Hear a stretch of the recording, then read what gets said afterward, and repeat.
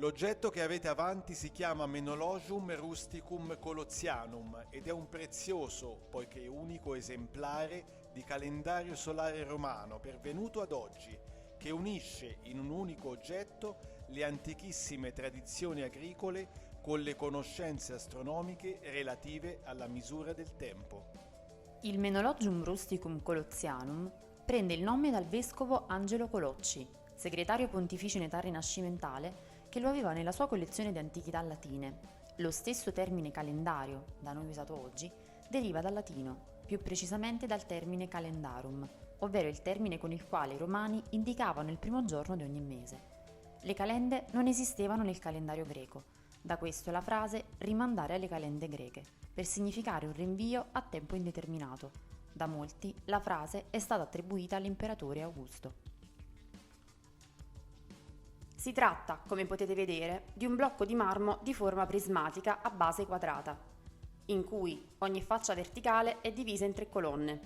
12 colonne dunque, ognuna delle quali dedicata ad un mese dell'anno. Sulla colonna di ogni mese si trovano numerose informazioni, il numero dei giorni, indicazioni sulle attività agricole da svolgersi, come semine, raccolti e potature, dati di tipo astronomico, la costellazione zodiacale del mese ed anche il giorno delle none, data variabile dal giorno 5 al giorno 7 del mese, che è il giorno che coincide con il momento in cui la luna è visibile per metà in fase crescente, mentre le Idi corrispondono ai giorni di luna piena. Le Idi di marzo del 44 a.C. sono il giorno in cui fu assassinato Giulio Cesare, che aveva voluto recarsi in Senato nonostante gli avversi presagi. Con allusione a questo avvenimento è talvolta usata l'espressione guardati dalle Idi di marzo, come invito a prevenire e scongiurare, se possibile, una sciagura che già si preannunzi.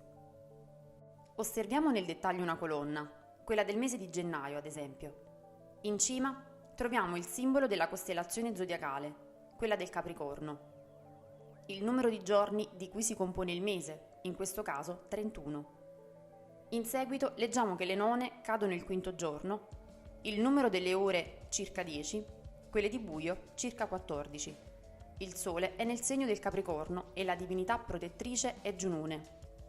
Nella parte bassa ci sono informazioni che riguardano l'agricoltura ed i raccolti, una caratteristica importante.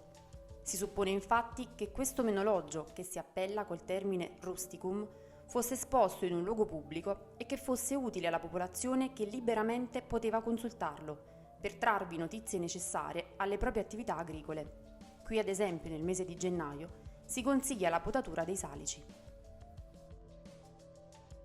Possiamo dire che questo prezioso calendario racchiude in sé le tradizioni antiche di un almanacco agricolo, le tradizioni del più antico calendario lunare e le informazioni astronomiche di base per osservare il cielo per la misura del tempo.